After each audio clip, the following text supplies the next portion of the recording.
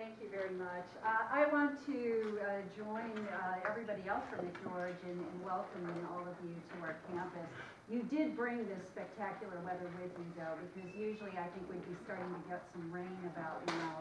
So thank you to all of you for that.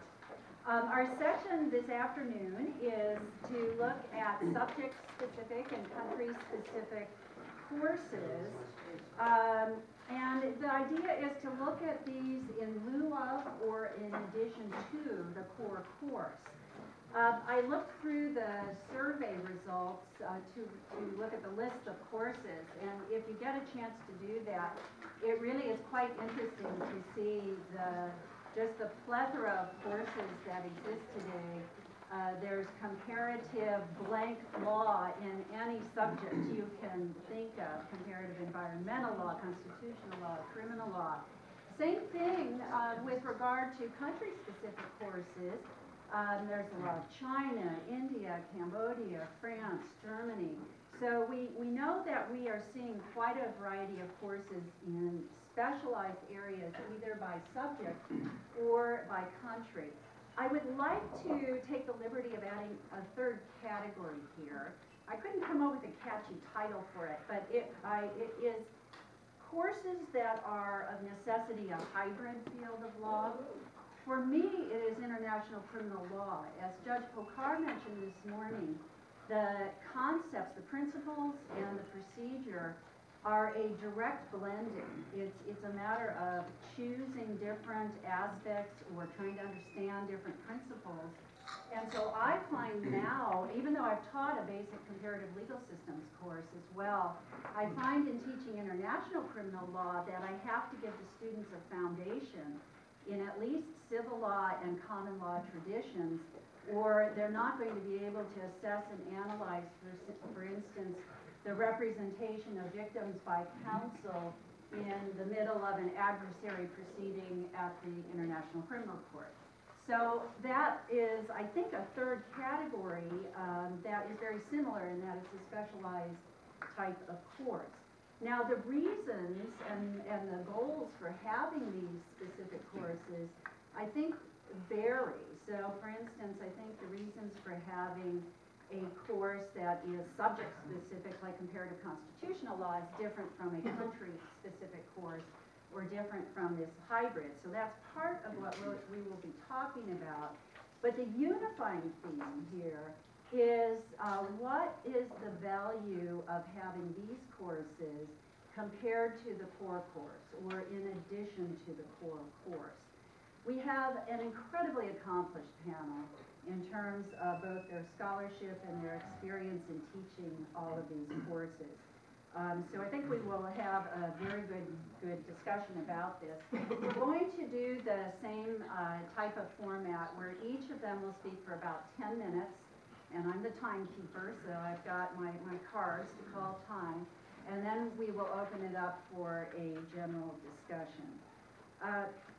The basic question posed to our panelists in a very broad framework is what are the promises and perils of teaching country-specific or subject-specific courses. And so within that broad framework, they're each going to address their thoughts on that. Our first panelist is going to be Matthias Reimann from the University of Michigan. I was asked to do 5-second introductions, so I think that is my introduction. Welcome.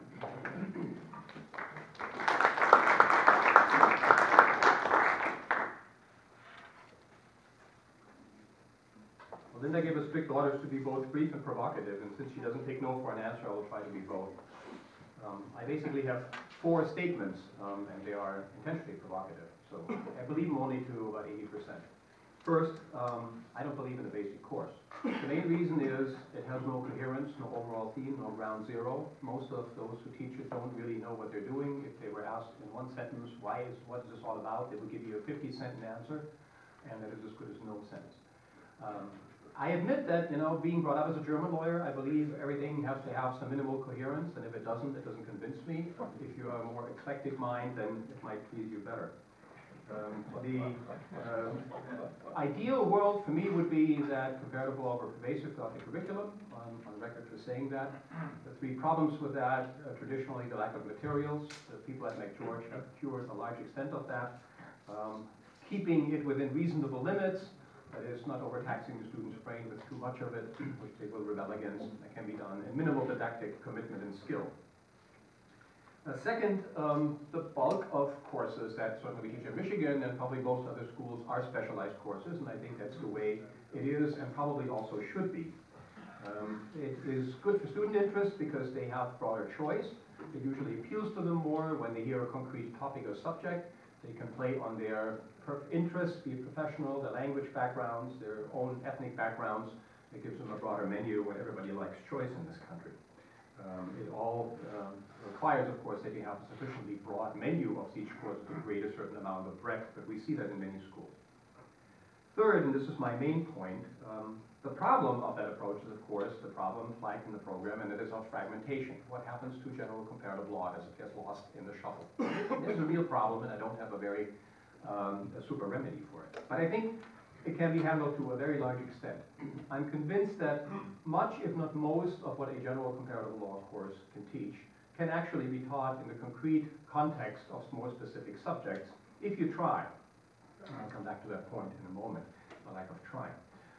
There are a lot of standard topics. You could put together a list of 5 or 10 or 15 that standard comparative law courses will cover, but that you could easily sneak in a very convincing way in a specialized course either by country, or Japan, or China, or Cambodia, or France, or Italy, or whatever, or in a particular topic, be it comparative corporate law, towards civil procedure. You can do a lot in that context if you try. Let me give you a sampling of just 6, I think, fairly prominent topics that you might use, but others could add, of course, to that list. Take the idea that the world is divided into legal groups, families, traditions, or whatever you want to call it. If you teach a course on Mexican law, you can do that in its own right, but you should point out to the students that Mexican law is one manifestation of what we call the civil law tradition. You should put it on a world map. You should have the students read the introductory chapters of either René David or Zweigert and Kurtz to orient them towards where what they are dealing with is belonging and how does it connect to other things, to what extent is it typical or not. They can read the whole Merriman civil law tradition and discuss with them to what extent Mexico is a typical case. Second example, they should know something about legal transplants. If you teach a course in Japanese law, everybody will spend extensive time on the continental Meiji influence, Meiji era influence, and then on the post-World War II American influence in constitutional law. Make sure the students understand this is not a freak accident in history. This is a routine event that has happened for centuries and keeps happening all the time. Make them read some basics, Merriman's classic stuff, Watson's classic debate with Otto Kahn-Freund, or Eric Stein's rendition of it, or some excerpts from the modern books that show this in a broader context, and again discuss with them to what extent is typical what they see or not. It's just a particularly strong case of a general phenomenon. Third example, talk about divergence and convergence, very important topic in the global age. It's easy to create the impression, often the misimpression, that law is always converging and always along American lines. If you teach corporate governance, set counterpoints. Tell them to what extent convergence is actually happening and where it stops. And if you need to go outside of your topic to make that point, do so. Talk about labor protection and show them that there's little convergence. Talk about topics that may be far afield, such as homosexual marriage, death penalty, to show the students that convergence is always partial and always countered by opposing trends. Make them read Merriman's classic case, make them read 1 or 2 of the slightly crazy pieces by Pierre Legrand, and it'll make the point. Fourth, we all deal with the famous, infamous presumptive simulatoriness, the basic comparative law assumption that legal systems usually reach similar results, although they will often do in very different ways. Often that's true, often that's not true. Many courses will provide lots of opportunity to show examples where that does take place, and lots of opportunities to show where the buck stops. If you teach comparative constitutional law, you can show that all constitutions in some ways are attempts to divvy up governmental power and control it. But you can also show that it's not always the same problem that's presented. Constitutional problems presented to a young constitution in South Africa are quite different from an old constitution in the United States. To presume similarity in this is to a very large extent blinding yourself to the differences. Fifth example, we all deal with functionalism in one form or another. And it's very easy to show that the law indeed is an instrument to solve social problems, but it's also tempting to think it's always a social instrument in the sense of pound social engineering. Very often it solves very different problems. So make them read the basics on functionalism in Slaggett and Kutz, and then make them read Ralph Michael's wonderful entry into the handbook of the Oxford Handbook of Comparative Law to give slightly more sophisticated spin to the whole thing, and show them, for example, that particularly in slightly different legal cultures, the Islamic world, Chinese law, even Japanese law, the problems law solves are often not in the same way problems that we conceive of them. They're often ceremonial issues. It has a political, a symbolic function, and you can show the limits of functionalism. Last example, we all need to show at some point the supranational dimension of law. I taught a course at the University of Haifa last winter on German law. That's what they wanted. Of course, you have to show it in the European context, EU, European Convention on Human Rights. I took the Gefgen case, the torture case in Germany. Wonderful example to show how much comes from the top down. It was a great experience for the Israeli students because they realized how little for them comes top down, how much more sovereignty they've retained. And they kind of saw a legal system that looks kind of Western, very similar, and deeply embedded in supranational structure as opposed to theirs, which is much less embedded. And it gave them a critical view. So the point is, well, my main point is, you can teach a lot of the general parts, so to speak, the generalities in much more specific contexts if you only want to.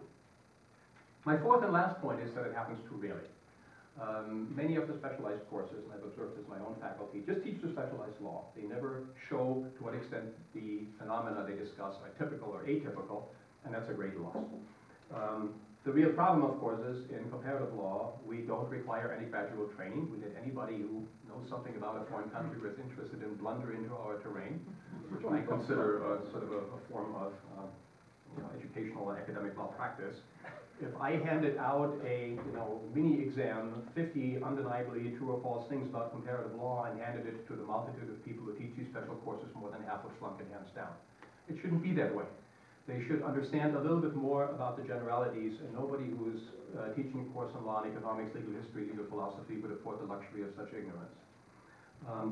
The remedy for that is, first, we need to kick our more specialized colleagues who have this ignorance in the butt and show them that there are a lot of things they don't know. They often don't know that they don't know them. When you start talking to them, they kind of wake up and they say, oh, you mean this has happened before somewhere else? Yes, it has. The other is they need our help. We can co-teach with them. We can say, if you want to take a class or two time out and talk about legal transplants in Japan, in China, in modern developing countries, I'll be happy to come in and talk about it a little bit more generally and put it into context. My experience is often grateful. I had a wonderful experience with a young Israeli scholar who came to Michigan 2 years ago and was writing about comparative tax law, a superb tax lawyer. But he came to me and he had the honesty to say, you know what, I know nothing about comparative law. Can you tell me what this is all about? So I gave him a reading list, and in 2 or 3 months, he pretty much got up to speed. That's really all it took. And he came back transformed. 2 things happened. One, his own scholarship on tax law got a lot better because it was now related to broader insight in the field. He didn't have to go back and reinvent the wheel every page. And second, his scholarship became much more useful to us because he's beginning to talk to us as an audience. All of a sudden, you could see why you could learn something from comparative tax law, not if you're a tax lawyer, but if you're comparatives. It had a wonderful synergetic effect, and we should do this more often.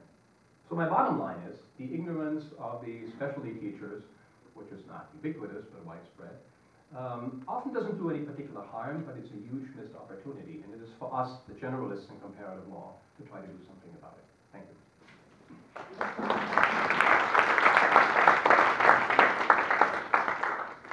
Well, Matthias set quite an example for Dick and Chris because he stayed right within his 10 minutes and was provocative, so perfect. So our next speaker is Dick Buxbaum from the University of California, Berkeley School of Law. There's no one before that.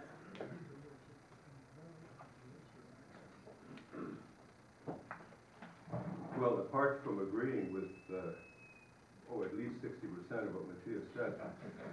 60? I'm 65. He was 65. I will illustrate exactly his point. He provided the system. I'll provide some American-style flotsam and jetsam random remarks in the subject. But I want to start actually with a couple of your last points. One of our most brilliant colleagues at Berkeley worked out to really in a very difficult way, sort of the architecture of what has been in Germany already for the last 50 years a commonplace, the Viehwegs topos concept, namely that some notions about how to structure subject matter. He had never read any of this, and in a sense it was a reinvention. Now, if this were patent law, that wouldn't do him any good, because of course there's universal knowledge expected. But fortunately, we're only in regular law school, so universal knowledge is not a bar to getting your own particular patent at home. It was really quite an experience when we chatted about the fact that I could show him almost in paragraph method how some of this had been worked out before. I mean, to his credit that he worked it out himself, you know, but shouldn't have to happen too much.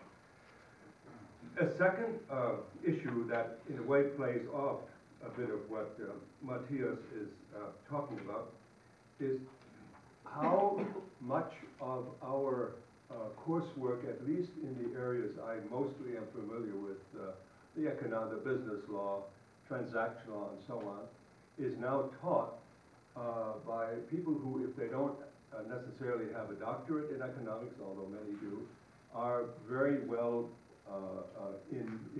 inside the economic analysis of law and its toolkits. And there is, of course, a kind of problem that analysis presumes often, the more recent wave, let's say the third generation of economic analysis of law does not do that, but presumes too often a kind of a universal assumption. Markets are deep and liquid because American markets are deep and liquid. So the teaching of that field puts to the periphery almost that kind of subject matter as it exists in other countries, and not necessarily only in Bangladesh or Vietnam, but in countries of rather more economic importance. So I think we also have a bit of a struggle to try to relativize the teaching of those who are so heavily engaged with that toolkit phenomena. Then I want to pick up what Linda Carter said about hybrid courses.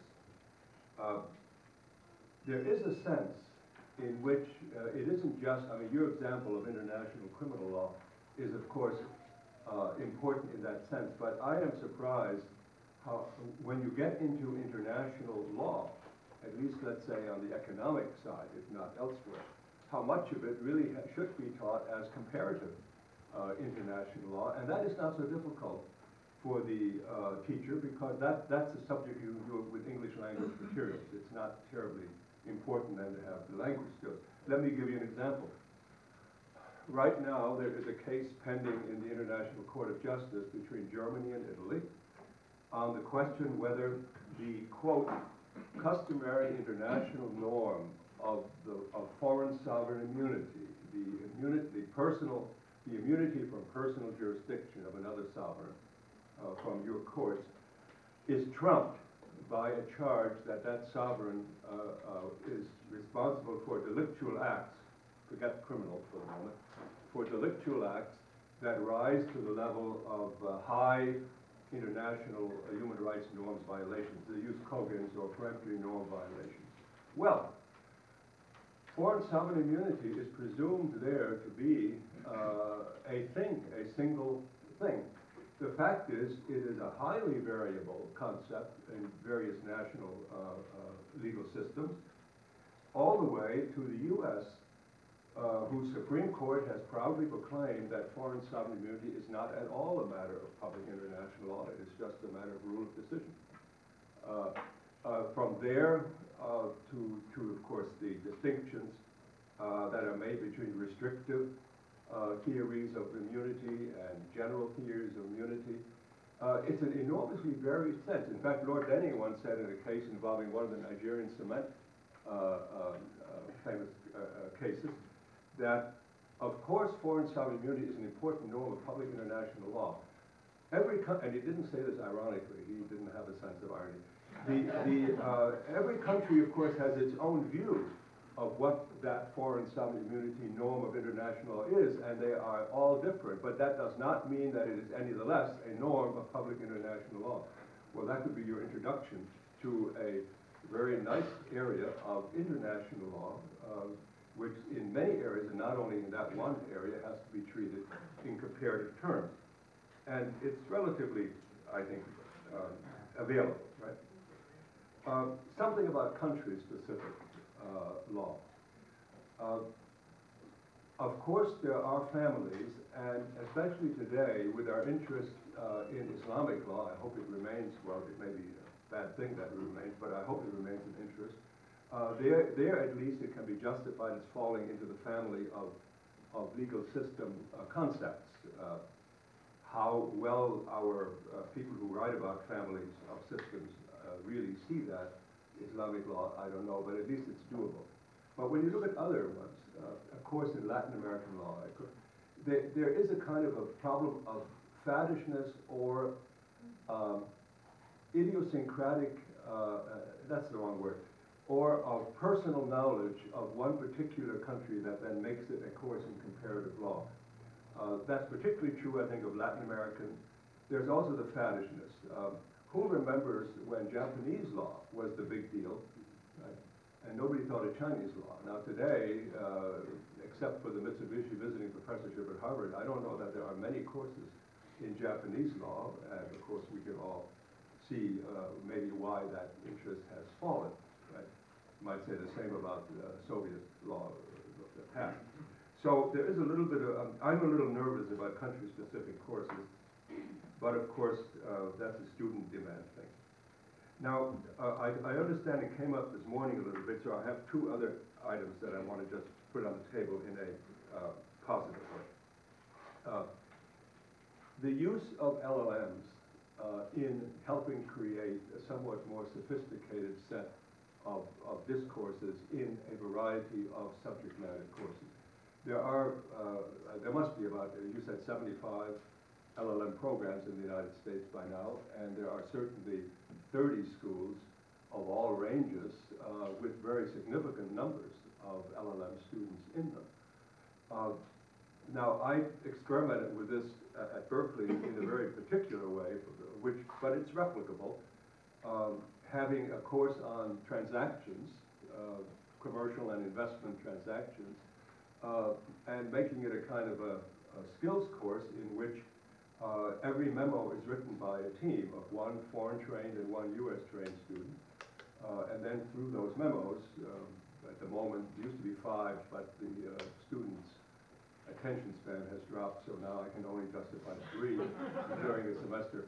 And the students then work together, and simply from the fact that they're working together, generate for the entire class a much different sense and appreciation of the different approaches in a way to the unknown unknowns, you know, to how come suddenly this much of a clash comes up about a presumption that each of them thinks is one that needn't be argued. It's so obvious and so obviously universal, except they turn out to be not at all obvious, not universal. Right?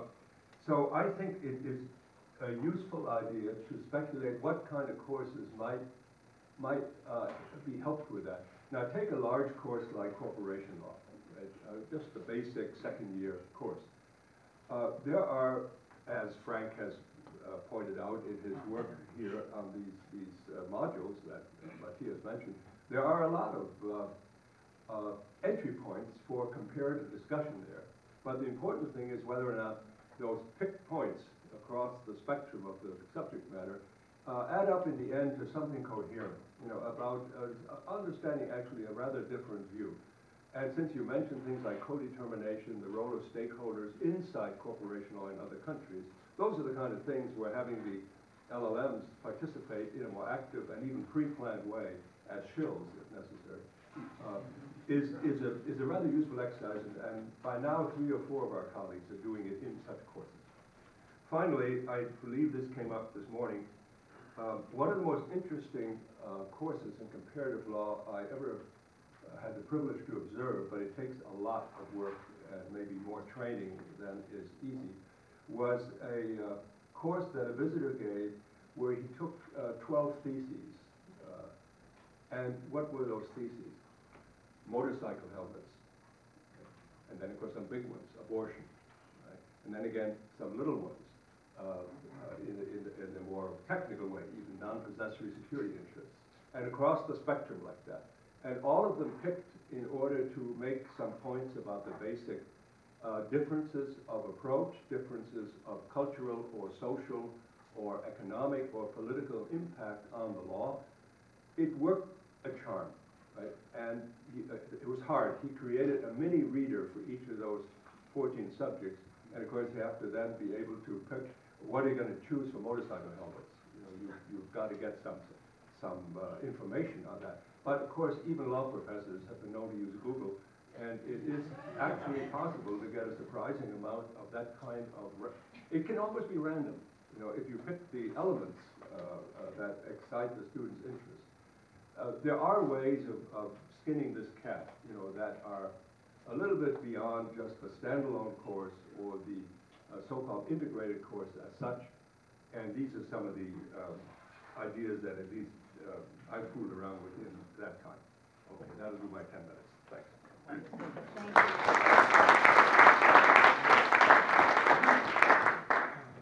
And our third speaker is Chris Blakesley from the University of Nevada, Las Vegas, and I was just saying formerly from McGeorge, as well as LSU. And so, welcome. Thank you. Well, I'll be very quick and extremely incoherent. Provocative. And provocative. I'll certainly be provocative. It's you know, it's really an honor to be on this panel with these two. I feel a little bit like being playing in a band with George Harrison playing the guitar. I don't know if y'all have seen the recent special George Harrison. It's kind of lovely.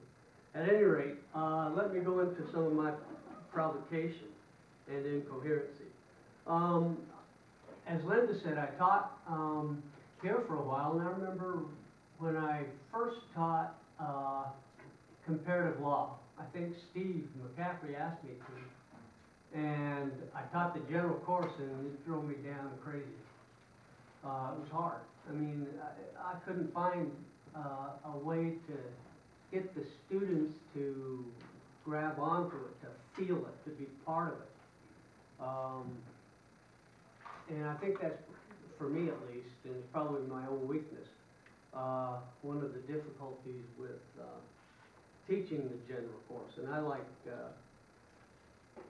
the other two prefer subject-specific courses and incorporating the general part within those, because it's easier for me to make it real, to make the students feel it, to feel, despite my natural tendencies, the coherency of a system or of a methodology, etc., whatever goes with that, and feel the guts of it. And I think feeling the guts of it is tremendously important, especially, you know, we're running through so many classes, and students are running through their classes and worrying about the bar and everything that students worry about. For me, you know, now that I'm a pretty old buzzard, you know, my purpose in most classes is to grab those students and get them excited about something and make them feel it and make them want to dive into whatever I'm talking about or whatever they're interested in relating to that. One of the ways, and I guess it gets to the coherency part and to maybe everything that I try to do at least. Some of y'all may have heard this story before. When I was writing my doctoral dissertation in France, which is lovely. I wrote it under the tutelage of Roger Panto in international law and Georges Levasseur in criminal law, which kind of shows that I think it's absolutely true that public international law is comparative law. And international criminal law truly is, and anyone who tries to practice before an international court or be a judge amongst other international judges from different countries knows that. They don't know what the hell each other's saying half the time. Anyway, we went to, has anyone been to Le Malnotan? Down, La Musée de Monet et ses amis. Little tiny house, little tiny villa, beautiful. I don't think it's as good as it used to be, but down in the second floor it had all of his experiments with the lily pads and other of his impressionist stuff. Our daughters were tiny. They went to their first 2 years of school in Paris. So they were like 5 and 6. And we took them down because we'd been there before and made them not look, okay, when we go into the room. And they sit, you know, there's a bench perfectly in the middle, right where you're far enough to see the brilliance of Monet. So we took them, but we made them cover their eyes. We didn't let them trip and stuff. But we took them and brought them right up to the paintings, up close first, right? And what did they see? A bunch of little scratches and nice dabs of pretty colors and here and there. And then we made them keep their eyes, we let them open their eyes for looking at the picture. Then we moved them back without looking, to the bench, and then turned them around. These are tiny little kids. And they looked up, and these little kids went like that, like they were astounded at the beauty, at the grandeur, at the depth, at the coherency of what seemed like a mishmash. Y'all know our students feel like that, right? All the time. And in comparative law courses, probably more than usual, because they want what at LSU they used to call a poop. Right? They want the poop. And it's hard to get them to step back and look for coherency and genius of their own system and another system. And those both go together, it seems to me. And I think there's a beautiful coherency in the comparison of systems. It's almost a matter of passion and beauty. If you can get them to move to the spot of not wanting to memorize your damn sentences, right? But to figure out that, wow, if I pay a certain price, I can feel something and become something better than I was before. One last real quick thing and I'll quit. Just to show you the practicality of this, because, you know, so many people think it's impractical. I mean, you talk to your colleagues, right?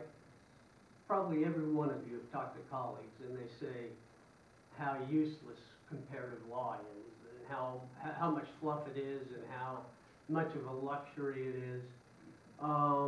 The reality, it seems to me, is that you become a better common law lawyer if you're comparing to something else, and vice versa, whatever your other system is. When I was in the Department of State, in the legal advisor's office, we had a case, a hijacking. Willie Holder, some of y'all may remember him. He hijacked a plane out of San Francisco. And he ended up disappearing. He went to Algeria and disappears in Algeria. Didn't hear about him for ages. And then I was in the Department of State when he was found, and I got a cable actually saying, hey, we found Willie Holder. It was from the French. He's in an insane asylum in just above Aix-en-Provence, France. And do you want us to extradite him? And, yeah, we said, yeah. Had the extradition hearing. We went over and, of course, didn't argue the case, being Americans. But the French avocat général, before the Cour d'Assises, did the following. To incorporate, to functionalize the word, same word in English and French, represent. don't even have to translate the word. He gets up and he presents our papers, right? He has our pile of evidence. He presents it. Then he goes ahead and argues to the court, you can't extradite this guy. It's a political offense. I think he was right both that it was a political offense, and he was certainly right about his role as our representative. My bosses, they were so damn mad. I laughed when they were so mad at me. I laughed too much at them, I think. But they were outraged that here's our avocat, which they saw as a smash mouth, adversarial type, arguing against our position. But in France, obviously, that is what you do. That's his job. If he doesn't do that, it's even a crime. And I guarantee you, just from working with attorneys all over the place on international criminal matters, in the U.S., there's probably not 1 out of 1,000 who has a clue about anything like that. And so my expectations for students and myself, frankly, are quite small. I want to get them to understand that they need to pay the price to get to the place, to know what to do, not to be a dumbass before a court. Thank you, Chris.